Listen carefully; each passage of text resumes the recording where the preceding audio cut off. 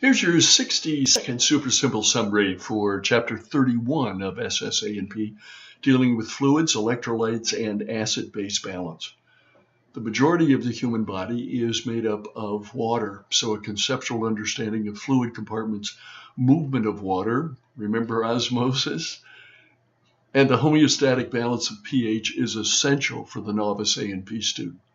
Students need to grasp the two primary fluid compartments, intracellular inside the cell and extracellular outside the cell, as well as the division of that extracellular space into interstitial and intravascular space, or the plasma. It would be helpful to bridge back to Chapter 19 in SSA&P and review cell membrane transport, particularly osmosis and tonicity, since these are the two factors which influence fluid movement in the body.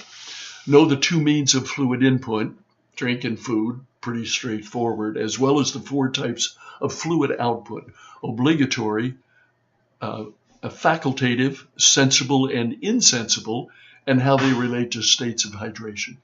It is essential for the beginning student to start to build a conceptual understanding of acid-base balance. This will require bridging back to Chapter 16 in SSA&P and reviewing the concept of pH. Students also need to grasp the carbonic acid formula discussed in both Chapter 27, that's respiratory system, and in this chapter, Chapter 31, to help understand buffer systems, both chemical and physiologic.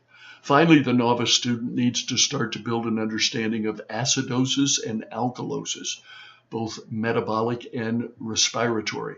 Remember, the body maintains a dynamic constancy of pH between 7.35 and 7.45.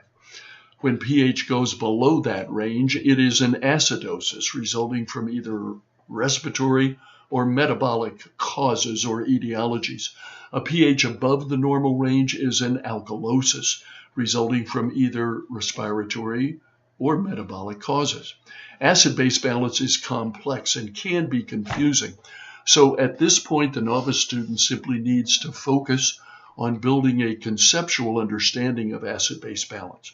Strive to build a foundation of acid-base balance understanding, a foundation, not the details.